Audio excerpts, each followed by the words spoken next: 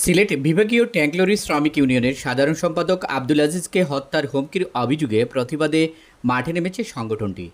প্রশাসনের নীরব ভূমিকার প্রতিবাদে দিনভর দক্ষিণ সুরমায় ইউনিয়নের কার্যালয়ের সামনে চলে কর্মবিরতি ও মানববন্ধন। শ্রমিক নেতারা বলছেন, 2020 সালের মতো যদি আবারও কোনো রক্তাক্ত ঘটনার পুনরাবৃত্তি ঘটে, তার দায় প্রশাসনকেই নিতে হবে। সিলেট বিভাগীয় ট্যাঙ্কলরি শ্রমিক ইউনিয়নের সাধারণ সম্পাদক আব্দুল আজিজ বলেন, আমি চিহ্নিত সন্ত্রাসীর কাছ থেকে প্রাণনাশের হুমকি পেয়েছি। প্রশাসনের কাছে বারবার জানালেও কার্যকর ব্যবস্থা নেওয়া হয়নি, যে কারণে চরম নিরাপত্তাহীনতায় ভুগছি। আমার একটা অজ্ঞাত নাম্বার দিয়া প্রথমে ফোন দিয়ে টেয়া চাইছে। টেয়া চাওয়ার বাদে আমি বলছিলাম কিসের টেয়া, ওই বলে তুমি ওই টেয়া দিবার কথা কইছো বা এই বলিয়া বাদে আমাকে বলে তোরে মানে আরেকজনকে মারছি, তোরও মারবো, তুই টেয়া দিদি না, সমস্যা নাই, তোরও মারবো। মানে ওই আর কি, তাদের সাথে আমার কোনো পরিচয় নাই বা কোনো দেখা সাক্ষাৎ নেই। এমনি পরবর্তীতে শুনি একটার নাম ফয়েজ, আপনার নাম গালকাটা শিবু। কারণ শিবুর অনেক মামলা, মানে বলে মানে প্রকৃত অরিজিনালি ছিনতাইকারী চাঁদাবাজ।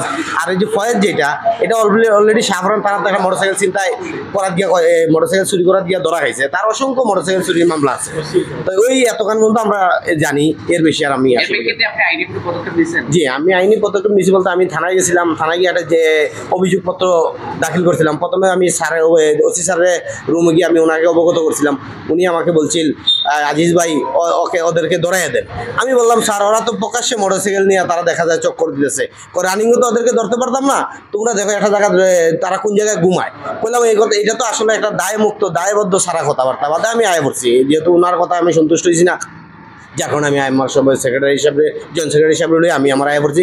আইসা আমি আমার কমিটি নিয়ে আমি আমার ব্যবস্থা নিতেছি বা ঊর্ধ্বতম পুলিশের যে কর্মকর্তা যারা আছেন, আমি তাদেরকে দাবি জানাই, এই ধরনের সন্ত্রাস, এই ধরনের চাঁদাবাজ তারা কিভাবে দেশের বা এই দক্ষিণ সমাজের টাসের রাজত্ব কীভাবে সৃষ্টি করলো, তারা কীভাবে বাইরে থাকে, এটা তো আমার কোনো বুঝে পড়ে না।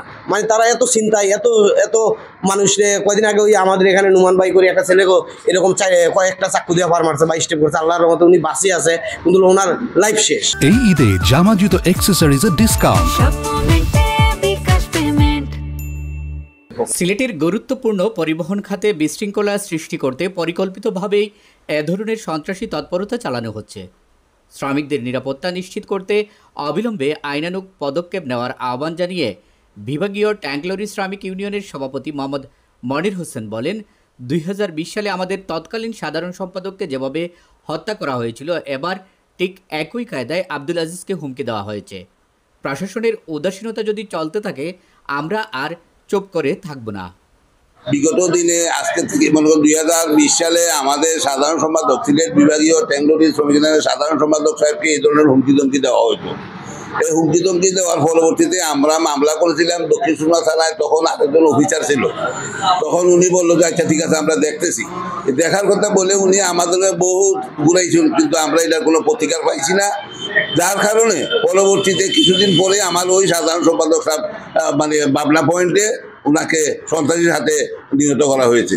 তারপরেও আমরা এগুলা নিয়ে সংগ্রাম করছি বা এটা এখনো মামলা চলতেছে আসামিদের বিরুদ্ধে, কিন্তু দেখ আইনের গতিতে চলে, আইন তাদেরকে আপনার জামিন দিয়ে দিছে, যাই হোক আইনের ব্যাপার। এই তদ্রুপ এইবারও আমার এই সিলেট বিভাগীয় ট্যাঙ্কলরি শ্রমিক ইউনিয়নের সাধারণ সম্পাদক আজিজুর রহমানকে মোবাইলে হুমকি দিতেছে এবং ওনার কাছে টাকা দাবি করতেছে যে আমাদেরকে টাকা দাও, না হলে তোমাকেও মারব। এই ধরনের হুমকি টুমকি যদি আমরা মানিয়ে নিতে হয়, সহ্য করতে হয়, কিন্তু আমরা কিভাবে ট্যাঙ্কলরি চালাবো, কিভাবে আমরা দেশের সম্পদ আমরা আমাদের হাতে আছে, আমরা তেল সরবরাহ করি। এখন আমার শ্রমিক ইউনিয়ন থেকে এটা জোরালো ভূমিকা চলতেছে যে না, আমরা এইভাবে গাড়ি চালাবো না। আমাদের যত সময় পর্যন্ত এই ধরনের যারা হুমকি দেয়, তারা কার ইন্ধনে বা কার সহযোগিতা এই ধরনের হুমকি দিতেছে, তাদেরকে যত সময় পর্যন্ত প্রশাসনে ধরে নিয়ে না আসবে, ওনাদেরকে আইনানুগ ব্যবস্থা না নিবে, তত সময় পর্যন্ত আমরা আসলে এই সংগ্রাম চালিয়ে যাব। আমরা চাই না দেশের ক্ষতি হোক, আমরা চাই না সিলেট বিভাগের মানুষের পাবলিকের কোনো সমস্যা হোক, আমরা এটা চাই না। আমরা নিরিবিলিভাবে আজকে থেকে আমরা মানববন্ধন আজকে করেছি, পরবর্তীতে আমরা এখনো সিদ্ধান্ত নিব। আমাদের আজকে বিকালে সন্ধ্যার সময় মিটিং আছে, মিটিংয়ের পর আমরা এটা জানাবো কিভাবে কি করা যায়। বক্তারা বলেন, হুমকিদাতাদের দ্রুত গ্রেপ্তার না করলে পরবর্তীতে কোনো অনাকাঙ্ক্ষিত ঘটনার দায় প্রশাসনকেই নিতে হবে। মানববন্ধন শেষে শ্রমিক নেতারা সিলেট মেট্রোপলিটন পুলিশ কমিশনারের কাছে একটি স্মারকলিপিও প্রদান করেন। তারা প্রশাসনের প্রতি আহ্বান জানিয়েছেন যেন অতীতের মতো আর কোনো রক্তাক্ত ঘটনা না ঘটে এবং ট্যাঙ্ক লরি শ্রমিকদের নিরাপত্তা নিশ্চিত করা হয়। Sadiqur Rahman Saki, channel I, Sylhet.